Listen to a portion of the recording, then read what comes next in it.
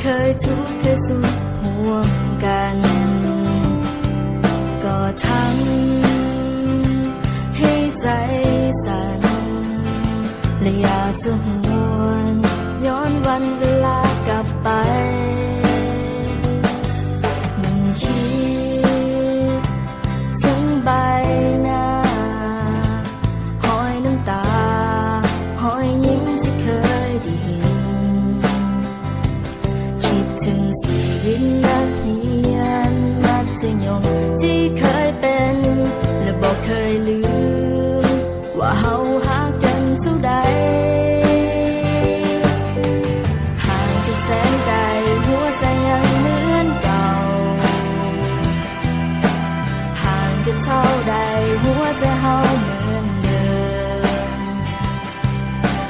ห่างกันแสนนานความคิดถึงที่มีนับวันยิ่งเพิ่มเติมให้รู้ว่าเฮายังบ่ลืมกันและนับจากวันนี้บ่ว่าจะโดนเท่าใดจะให้สัญญาต่อกันว่าจะเก็บเอาความทรงจำของเฮาไว้ในหัวใจ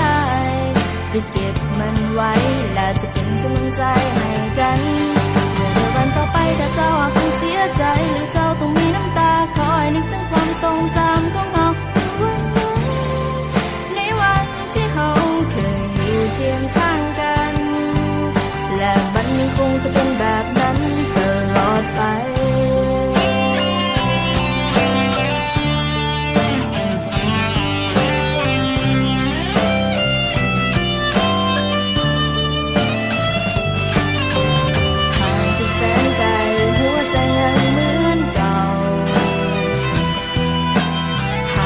เท่าใด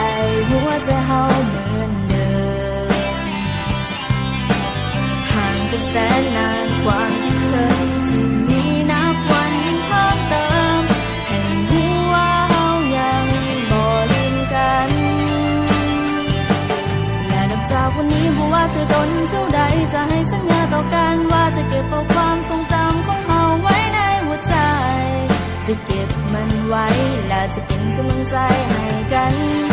ในวันต่อไปถ้าเจ้าอาจต้องเสียใจหรือเจ้าต้องมีน้ำตาคอยนึกถึงความทรงจำของเฮาในวันที่เฮาเคยอยู่เคียงข้างกันและเฮายังคงจะเป็นเพื่อนกันตลอดไปและนับจากวันนี้ไม่ว่าจะโดนเท่าใดจะให้สัญญาต่อกันว่าจะเก็บเอาความทรงจำของเฮาไว้ในหัวใจจะเก็บมันไว้และจะเป็นกำลังใจให้กันเมื่อในวันต่อไปถ้าเจ้าหากต้องเสียใจ